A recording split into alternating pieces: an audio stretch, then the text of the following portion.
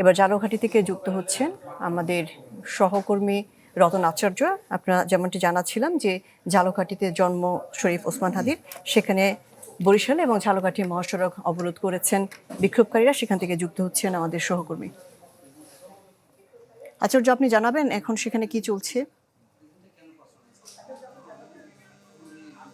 জি শাহনাজ, আমি আপনাকে জানিয়ে রাখছি যে আসলে ওসমান হাদির বাড়ি যেহেতু ঝালকাঠিতে, যে কারণে ওসমান হাদির যে মৃত্যুর খবর শোনার পরে এখানে যে এনসিপি রয়েছেন এবং বৈষম্য বিরোধী ছাত্র আন্দোলনের লোকজন রয়েছেন এবং সাধারণ মানুষ রয়েছেন, তারা কিন্তু আসলে ঝালকাঠি বরিশাল মহাসড়কের যে কলেজপুর নামক এলাকা সেখানে কিন্তু অবরোধ করেছেন এবং সমস্ত গাড়ি চলাচল বন্ধ করেছেন।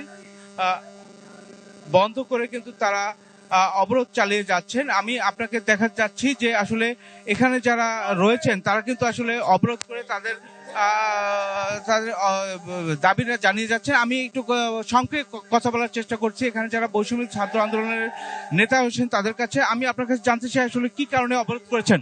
আমরা গত শুক্রবার দেখছি আমাদের হাদিবের উপর গুলি হয়েছে। এই একটা সপ্তাহে ঠিক আছে, বউরে ধরে, বাপেরে ধরে, এরে ধরে, আসামি কই? আমার আসামি কেন ধরা হয় না? আমার কি আমার ঝালকাঠি শহরে এত লিক ধরে, ঠিক আছে, পুলিশ লিক ধরে না, তারা কাদের ধরে? যারা হেলমেট নাই। এটা কি একটা মস্করা? আর শরীফ ওসমান বিন হাদির খুনিকে যতক্ষণে ধরা না হবে দক্ষিণ অঞ্চলের একটা গাড়ি এখান থেকে চলবে না। আমরাই নাম্বার ওয়ান। নাম্বার ওয়ান হচ্ছে মেরিল পেট্রোলিয়াম জেলি।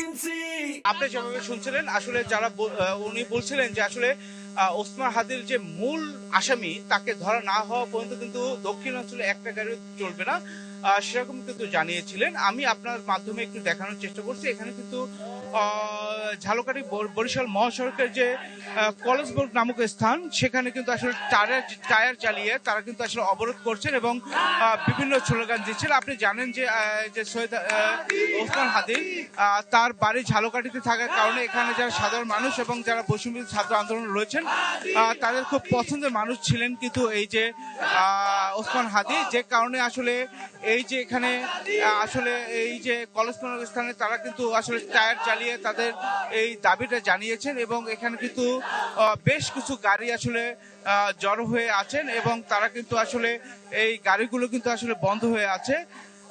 তো তারা কিন্তু বলছেন যে আসলে এই হাদি যে আহতকারী তিনি যতক্ষণ পর্যন্ত ওই গ্রেপ্তার না হবেন ততক্ষণ পর্যন্ত কিন্তু তারা আসলে আন্দোলন চালিয়ে যাবেন। আপনি জানেন যে এই হাদি কিন্তু ঝালকাঠির নলছিটির যে লঞ্চঘাট নামক স্থানে তার বাড়ি রয়েছে এবং যে লঞ্চঘাটের যে নলছিটিতে সেই নলছিটিতেও কিন্তু বিক্ষোভ চলছে। ঝালকাঠির বিভিন্ন জায়গায় কিন্তু আসলে বিক্ষোভ চলছে, কারণ নলছিটির এবং ঝালকাঠির এই হাদি কিন্তু ওই যে প্রচন্ড পরিমাণ জনপ্রিয় ছিল।